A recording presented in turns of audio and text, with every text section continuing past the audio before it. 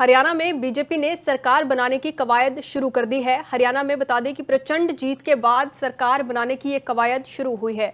नायब सैनी ने बुधवार को दिल्ली में अहम मुलाकात की और शपथ ग्रहण और मंत्रिमंडल गठन को लेकर भी चर्चा यहां पर की गई है। बीजेपी की आज हालांकि विधायक दल की बैठक भी हो सकती है और सभी विधायकों को चंडीगढ़ पहुंचने के निर्देश दिए गए हैं।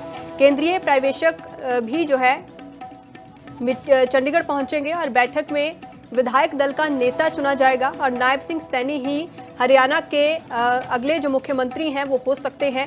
इसको लेकर हालांकि किसी तरीके की कोई शंका पार्टी में तो नहीं है। पार्टी के अंदर इसे लेकर साफ तौर के ऊपर पुख्ता है कि नायब सैनी ही एक बार फिर से शपथ ग्रहण करते हुए नजर आएंगे। डिप्टी सीएम के फॉर्मूले को लेकर हालांकि पार्टी अभी चर्चा कर रही है।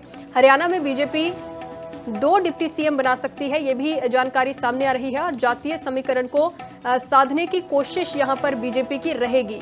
किसी दलित को कहा जा रहा है कि डिप्टी सीएम बनाया जा सकता है ताकि जातीय समीकरण को सही ढंग से बैलेंस किया जा सके।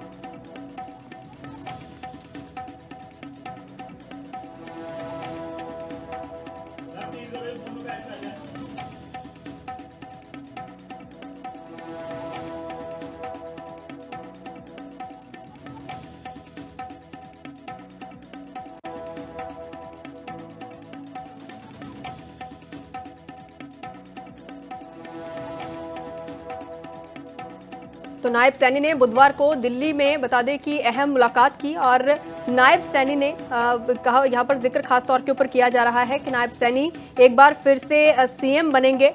दूसरी तरफ जिस तरीके से जीत बीजेपी की तरफ से हासिल की गई है वो हैरानीजनक तो रहा। एक तरफ जहां पर विरोधी हैरान होते रहे अपनी हार के ऊपर, वहीं बीजेपी भी कहीं ना कहीं आश्चर्यजनक थी कि किस तरीके बीजेपी को इस तरीके बहुमत मिल गया है। पिछली बार से भी ज्यादा सीटें क्योंकि इस बार बीजेपी को मिली है। हालांकि यहाँ पर अनिल विज को लेकर भी चर्चाएं जरूर थी क्योंकि अनिल विज की तरफ से जिस तरीके प्रचार के दौरान जिक्र किया जा रहा था कि वो पार्टी में सीनियर थे और बिल्कुल जूनियर को यहाँ पर सीएम बना दिया गया था, उसको लेकर वो अपनी नाराजगी जो है वो जाहिर करते हुए नजर आए थे। लेकिन फिलहाल देखना यह होगा कि अनिल विज का क्या रिएक्शन इसके ऊपर रहता है। मेरे सहयोगी हरसिमरत इस वक्त मेरे साथ बने हुए हैं। हरसिमरत, यहाँ पर जिक्र किया जा रहा है कि जातीय समीकरण को साधने के लिए 2 डिप्टी सीएम बनाए जा सकते हैं। बिल्कुल, जब से सरकार बनी है, तीसरी बार हैट्रिक लगाई है बीजेपी ने हरियाणा में, तो साफ तौर पर ये चीजें सामने आ रही हैं कि अब सीएम फेस जो है वो कौन रहेगा और डिप्टी सीएम को लेकर भी चर्चाएं जारी हैं। आपको ये बता दें कि जब अमित शाह की रैली हुई थी हरियाणा में और ये इलेक्शन से पहले की बात है, तो उन्होंने खुद अनाउंस कर दिया था कि नायब सैनी के चेहरे पर चुनाव लड़े जाएंगे। तो ऐसे में अभी तक जो बातें सामने आई हैं वो ये है कि नायब सैनी जो है वो सीएम चेहरा बने रहेंगे और वहीं पर डिप्टी सीएम की जहां तक बात आ रही है, तो जब हरियाणा में सीएम फेस बदला गया था, यानी कि पहली बार नायब सैनी को सीएम फेस के लिए आगे रखा गया था, तब ये बात जरूर हुई थी कि अनिल विज उस समय भी नाराज नजर आ रहे थे और उसके बाद भी मीडिया में कई बार सीएम को लेकर के उनकी नाराजगी जो है वो जाहिर रही है।